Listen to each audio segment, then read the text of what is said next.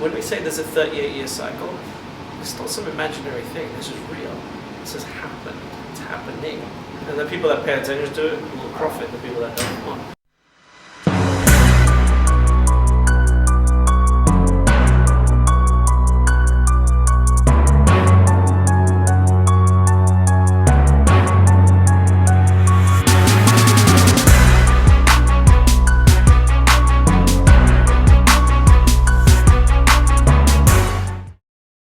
So where are we off to today, Manish? We are off. This is me not being used to having a man following me around with a camera in my face. We're off to actually meet a company that and an entrepreneur that I admire a lot in our space, Paul Tustain from Bullion Vault, and we're going to see whether we can work together or not. They're fantastic. I mean, they manage $1 billion worth of gold, $400 million worth of silver. So why do you trust Bullion Vault?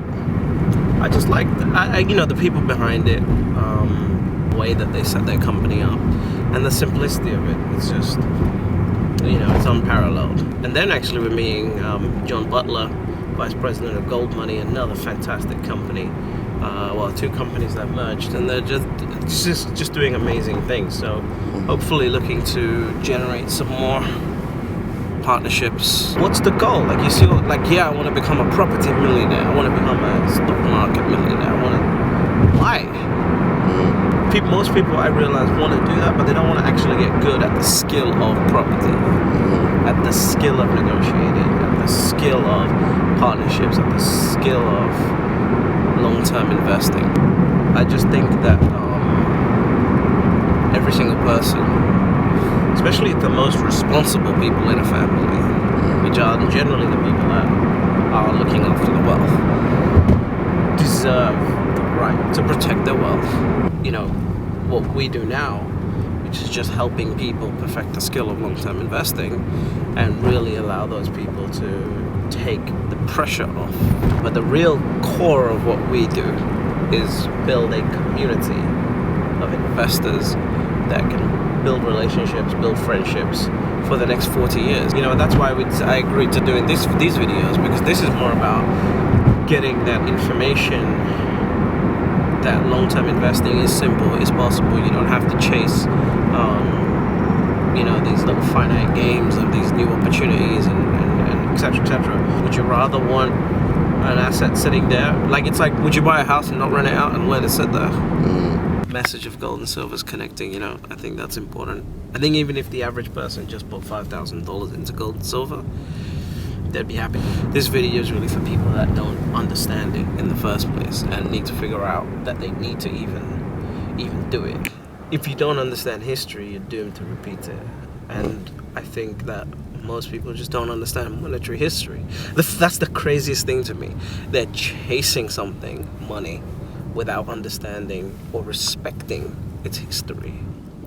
There's a cycle every 38 years on average. The monetary,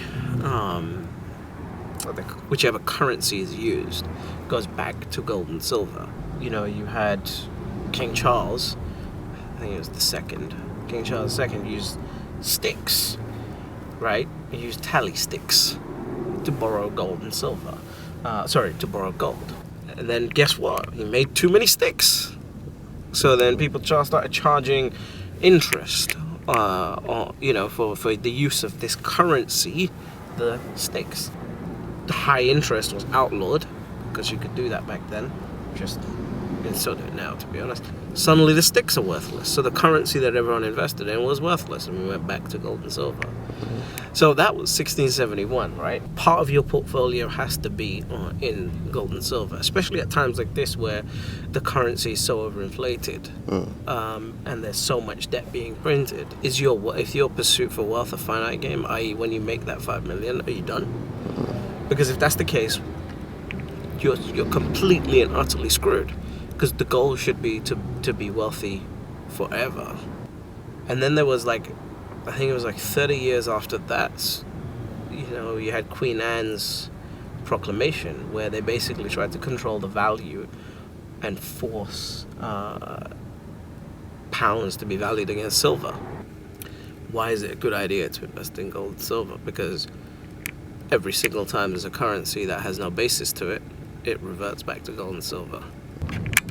Queen Anne was linked, the money was linked to silver, and then 38 years after that, you had the 7 Years' War. England did it was called the British Resumption Act in 1742. They devalued American paper money and required that taxes be paid to England in gold. And then 39 years after that, I think it was 40 years, 39 years after that, the American Revolution, and so they formed the Bank of North America. It was Netherlands and France that loaned the Bank of North America physical gold and silver to create a bank and then sustain the US with, again, physical gold and silver back to paper money after hyperinflation. Why are you still around? What was your intention for starting gold and silver for life? Because I want to be around. That's why I'm around. I'm not in this just to make money for a year. We should be there in... Actually, no, meet me straight outside the building. I think it'd be easier. Bye. You know, people need long-term relationships, and that's what we do. That's why we're still around.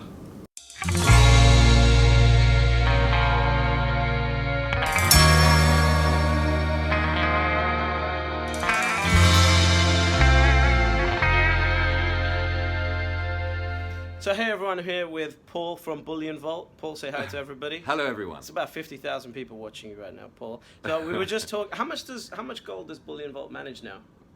It's about 37 tons. 37 tons. Wow. And what about silver? About 650. 650 tons. We would now rank as the 50th largest central bank, just below Bulgaria. It's interesting who we're bigger than. We're bigger than Malaysia, Peru, Ukraine. So hold on. Bullion Vault looks after more gold than the central banks of Malaysia, Peru. Yeah, than all these central banks. What do you think the number one reason for somebody to invest in gold right now is for 2017? They'd be worried about financial situation that comes from quantitative easing and printing money. Awesome. Hey.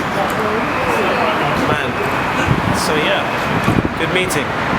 Heading over to Gherkin to see John Butler now. Okay. Yeah? How do you propose we get under here?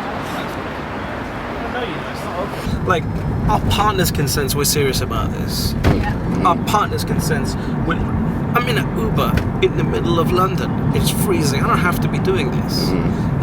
We built this business because we believe in a mission, and we contribute the work that we do towards that mission. 1857, 39 years, 8 years after that, 1895, huge bubble in the railroads. There isn't enough gold to redeem paper money by the government, and JP Morgan had to step in with a $65 million gold loan to the government to keep the currency alive. Add 38 years onto that, and you get to 1933. And 1933 is when, in 1913, before that, the Federal Reserve printed $1 of paper money for every 40 cents in gold. And all the claimed money was convertible into gold at that point. And as the paper money started circulating, the 20s happened. It was amazing. Everything was really great. So yeah, anyway, the land bubble popped, then the stock market bubble 1929 popped. Then we went into the Great Depression. Roosevelt turned around and said, right, you can't, he basically confiscated gold. And that brings you, that was 1933. And then we entered, the important years of 1971, which is what leads us pretty much to now. Vietnam War, the Great Society, the US was printing more and more money, and other countries started exchanging US dollars for US gold. And because of that fear of all the gold leaving, President Nixon basically removed the dollar from the gold standard, which basically meant that it wasn't pegged against anything anymore, and it was just free currency, free floating currency. This isn't free. Look right now, Bank of England. You know, this isn't just free. It's gonna cost money at some point. It's almost like people say, "Oh my God, you're so entrepreneurial." I don't consider myself as an entrepreneur. This is the safest bet in the world. It's not. Entrepreneurs take risks. This isn't a risk. You good? Yeah. I thought it was Christmas decorating.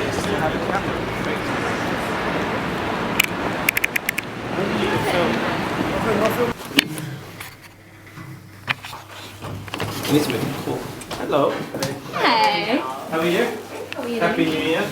You know, one of the best bits of advice that you gave me when I first started working with you This is is scary. they're already not working with us, so what's the harm in talking to them? Like, yeah, so we're not doing anything.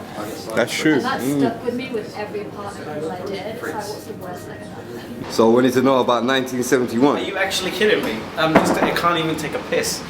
1971, 38 years, 2009.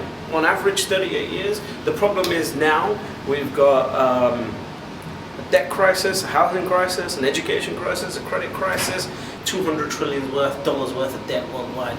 It's just unbelievable where we are now. Remember, when it happened last time, like when it really happened last time, a $65 million gold loan from JP Morgan fixed everything. It's not going to happen now. The idea of being invested in gold and silver is not one where you're thinking, should I do it because it sounds exciting? It's really a case of why am I not doing it? At that point, gold and silver for life as a business becomes an option. Bullion vault becomes an option, gold money becomes an option, gold silver becomes an option. But it's really understanding why. And the question that I hope people take after hearing that history of gold and silver that you've got from me throughout today is, why am I not? You know, when we say there's a 38-year cycle, it's not some imaginary thing. This is real. This has happened. It's happening. And the people that pay attention to it will profit. The people that don't won't. Anyway, I think John's almost here, so I don't really want you to film that. Hey guys, I'm here with John Butler, who's the Vice President and Head of Wealth Services for Gold Money. John, say hi to all the people that are watching you right now. Hello, pleased to be here. I've completed the manuscript to a book called The Golden Revolution, which explains what I call the monetary cycle of history, the way that a good money, such as gold, is eventually corrupted into a bad money, such as paper money, electronic money, money that can be manipulated through quantitative easing. But the fact is that a bad money eventually becomes not accepted for international trade. That is, other countries just won't be accepting it. Even if you're kind of forced to use it domestically, it doesn't allow for international trade settlement. And then you start making your way back to good money because your trading partners will demand payment in a good money, and that implies an eventual remonetization of that good money, which I believe will be gold. Yeah. Yeah, man. See you later. Right, thank you. Good meeting. I'm going to stay in and follow up with a couple of partners. Yeah. It's a good day. I'm glad we got to show you all the boats and the cars and the beaches and the girls. We're just looking for more and more partnerships, more and more ways to make those people that are responsible for their families and their futures just stop waking up anxious. You know, that's the dream. Stop waking up anxious.